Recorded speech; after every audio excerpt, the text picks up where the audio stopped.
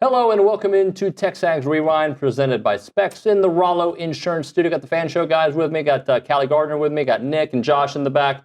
All right, guys, favorite part of the show today? Fan Show. Always. Hey, I was going to say that for a change. Were you really? Yeah, it's really good. I mean, it was great. I said before, the Logan Lee segment, I really enjoyed it just because I think with the success that we're having, and again, it's that time of the year to kind of start turning the page, on the as the athletic season turns, right? Right. And my man knows ball. He knows ball. He does. Callie? Just a bit. What was your favorite part? Stephen McGee. Yeah, he was good. That's usually my choice. Yeah, and we had AT on the program as well. It is the TexAgs Rewind. Check it. When it comes to USC alone and what this could mean, it doesn't mean that much for 25, but what it could mean for 25. I think he could take some baby steps because there's enough practices and the ability to develop between now and then. What is it? Is it still 15 practices, roughly? So, that unlike in the season when you're putting in the game plan to beat Mississippi State or to beat Florida, whoever it is, it's a little time to work on your game and really progress. But the biggest thing for Marcel, in my opinion, is he's got to develop as a passer. I mean, that came to light too many times.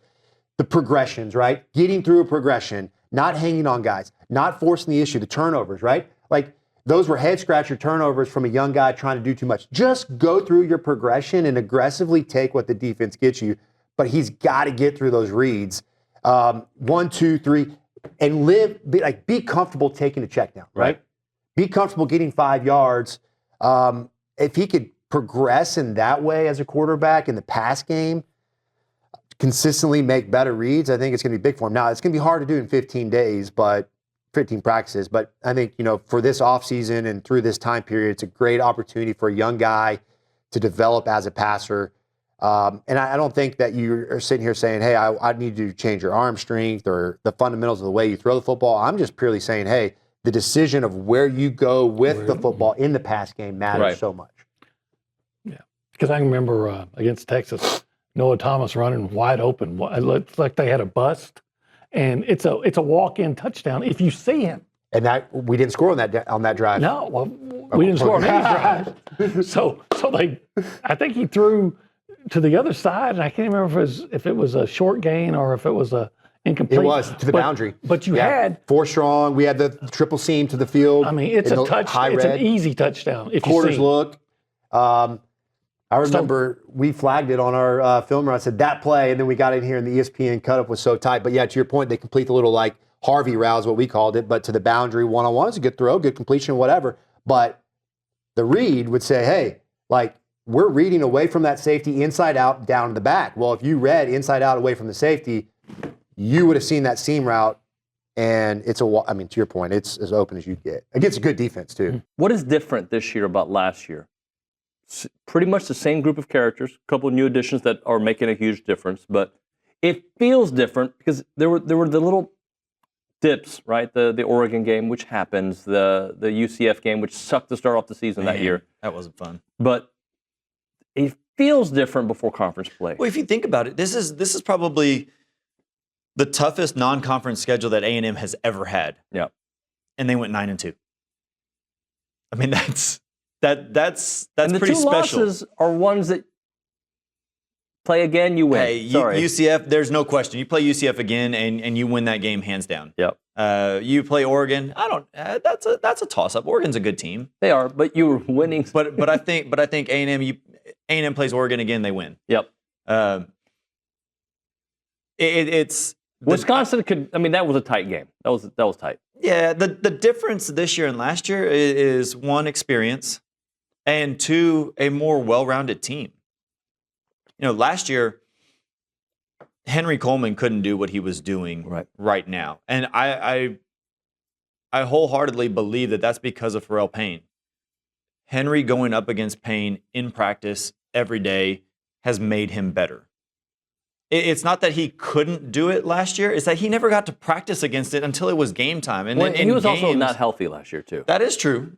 The loss of Julius Marble did not help at all. Mm-hmm. But Payne coming in and allowing Henry to develop and also being probably the best post player that A&M has had since Nebo. I really like Julius Marble. He just didn't play. He wasn't here long enough. Exactly. But you add those two to the mix, and all of a sudden you have a well-rounded team because we've always had the perimeter play. A&M hasn't had that post presence in a long time. Let me ask you a question. Does the portal interest you at all? Like, I mean, as it feels like Texas A&M had their priorities early. Got a couple guys early. I mean, Bronny's been all over a ton of stuff. Is that like the big topic right now, or like what's kind of getting you fired up to get up every morning to do the show? Well, yeah, I'll tell you what, portal. As much as I don't love the idea of the portal, I don't mind players transferring, don't get me wrong, but like the way the portal is currently constructed, where it's a mechanism for NIL, like I don't like that part of it, but I love the content I get from it. Like A&M has some needs at wide receiver. They went and have taken care of that, right? Like I love that you can go in there, find kids that are looking for a new place to start their career and hopefully be a part of a program for a few years. Like that part of it I love. I love the storylines of going and filling some desperate needs, and A&M has some desperate needs at wide receiver. They've gotten two. I could see them getting another one, maybe even two others. And, they got to fill some needs at defensive line now that a bunch of your guys are moving on to the NFL. But, yeah, I love the offseason chatter because of the portal. I'd struggle with maybe the way the adults are handling the portal, not the kids, not the athletes, because, that's a little bit of where I have my issues. Well, I'd say a couple things. One, December, it's great. And really April, too, with basketball. Like, those were just dead periods. I mean, it's so funny to think about even 6-7 years ago. Like, it was just kind of, the season, football anyway, season ended in, first week of December, and then there was nothing until, the bowl games really ramped up end of December. That's not the case. Like even with the playoff, I was like, oh, we got one weekend off, and then the playoff starts. But then two, it's created so much interest and given us so much to talk about. But two, it is funny to see the evolution of the portal. And it is also funny, for those of us who cover it on a day-to-day basis, like all the stuff that's happening, we saw happening 3, 4, 5, we saw coming 3, 4, 5 years ago. I mean, I remember being on Ryan Fowler, our buddy's show, like after Bryce Young's freshman year, when you kind of knew that the one-time transfer was happening. And I remember saying, like, what would stop Texas from offering Bryce Young $5 million? And at the time, it was like this preposterous idea, like that would never happen. And I'm not saying Ryan believed that, but I think the consensus among people who cover this, well, that's not going to, it's like, well, it's happening. I think the scheduling is weird. Like I'm excited about it. I don't know if nationally is everybody all geared up for the playoffs. I'm genuinely interested. I think I'd be more interested if we didn't have the fall from grace that we had at the end of the season. True. Right? I mean, I'm still excited about it. I think it's neat. I mean, it's funny that none of these universities are open for classes right now, but yet they're having playoff games. Austin, Penn State, Ohio State, and what am I missing here? Notre Dame. Indiana coming to town. Yeah. So, 3 colder weather areas. I think they're, be in the 20s and 30s, and it's going to be 61 degrees in Austin. Yeah. I like it. I wish, I like this format. I wish the second round was also on campus state. Yeah. Even though I get it, it's during Christmas break. I still think that's where it needs to be. Look, I don't know why they're so beholden to these bowls. I mean, if we're going to move to playoff, let's move to a playoff, right? I think that's tough. I think it's tough for fans. I think it's tough for everybody involved. But second round should also be at home. I'm okay with the semis and the national championship to be in a bowl game. Okay. But I like that we're doing this finally. This is great. When you all look at the bracket, and you see the bracket, you see the teams involved, everything involved. Do you have a rooting interest in this tournament, or do you just go, I know one thing I just want to happen? I don't have a rooting interest. I have scenarios that I like better than others. I have one thing. I look at that bracket and I go, as long as they lose, I don't care who wins. Is anybody else that way? No. I've got friends that went to Georgia and friends that are from Georgia, so I've always kind of had a soft spot for the Bulldogs. I don't mind Georgia. I like Kirby Smart. I like Oregon because I just think it's fun when somebody outside of the Bible Belt wins, and I think Oregon's got the best shot of all of them. Right.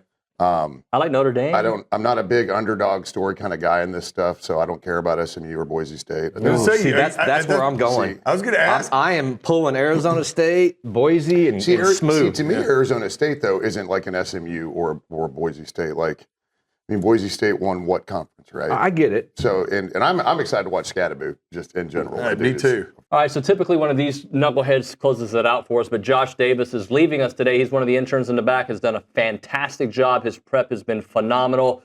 Josh, what's going to happen with you next, buddy? Well, I'm going to go to 1775 right after this, but I guess wherever the wind takes me. There you go, 1775. Good answer. And tell the people what to do, please. You're going to want to like, comment, subscribe, and share it with your friends. Thank you, Josh. Great work this year. Josh. Good job, Josh. What was That sounded Josh's great. favorite part of the show? 1775. Oh, right on. Of course. I mean, why wouldn't it be? That checks. All right, we will see you guys mañana.